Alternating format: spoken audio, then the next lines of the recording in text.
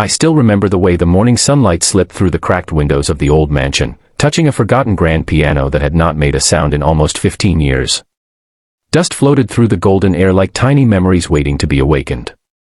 Everyone believed the piano was simply broken, but hidden inside its silent strings was a melody powerful enough to reopen a daughter's heart and reveal a mother's greatest secret. Sometimes, a stranger doesn't enter your home to repair an object. Sometimes, they arrive to repair a family.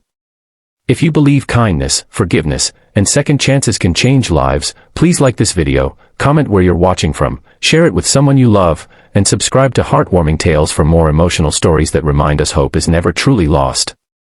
Maris Hale was one of the youngest architects in the city, admired for designing beautiful buildings while quietly living inside walls she had built around her own heart.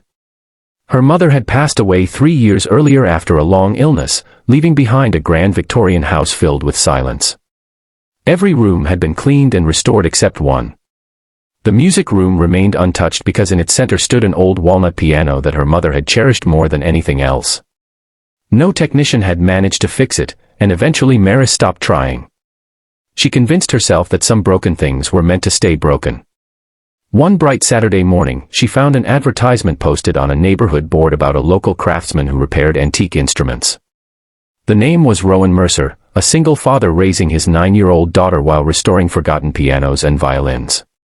His prices were modest, and his reviews spoke more about his kindness than his skills. When Rowan arrived, he wore faded jeans, carried a worn leather toolbox, and had gentle eyes that seemed to notice details everyone else ignored. His daughter, Elia, sat quietly on the porch with a sketchbook, drawing flowers while her father worked. Maris expected loud tools and complicated repairs, but Rowan treated the piano like an old friend. He carefully removed the dusty panels, polished ancient keys, tightened strings that had loosened over decades, and replaced tiny wooden pieces carved by hand. Hours passed beneath the warm afternoon sun pouring through stained glass windows. As Maris watched from the doorway, she noticed something unusual. Rowan wasn't simply repairing the instrument. Every few minutes he would close his eyes and lightly touch the keys without pressing them, almost as if he were listening to memories hidden inside the wood. Finally, he sat on the bench and tested the restored piano. Instead of random notes, a beautiful melody filled the room.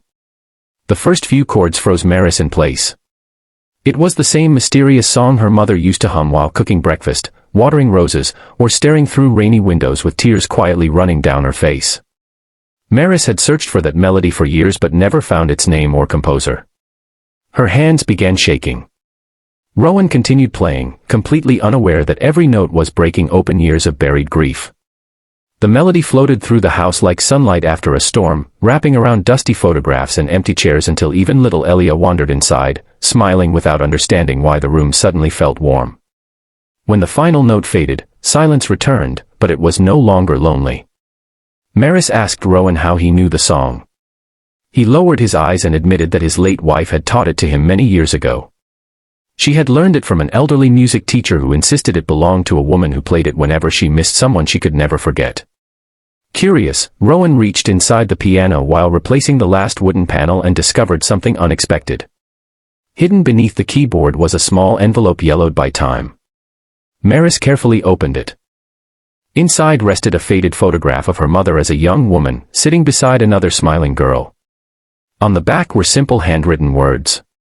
To my dearest friend, if life separates us, promise you'll always play our song until our daughters find each other. The second girl in the photograph was Rowan's late wife. Neither of them could speak. Two families had unknowingly carried the same melody across decades, connected by friendship, loss, and promises that outlived time itself. Over the following weeks, Maris invited Rowan and Elia back often.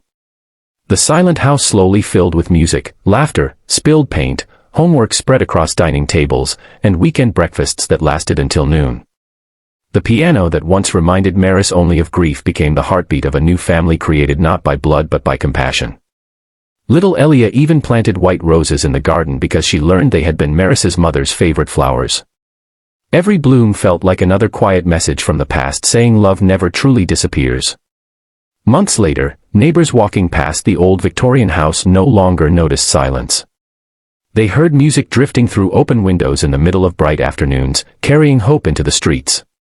If this story touched your heart, please like, comment, share, and subscribe to Heartwarming Tales, because every act of support helps us share more stories that remind the world kindness still exists. Special request: before this story ends, comment just one word, hope, if you believe a single moment of kindness can change someone's entire life. And as the daylight faded into a peaceful golden evening, Maris looked at the piano one last time and realized it had never been waiting for a repairman. It had been waiting for the right hands to awaken a forgotten song, the right child to smile inside an empty house, and the right family to discover that even after heartbreaking loss, love always finds a way to play again.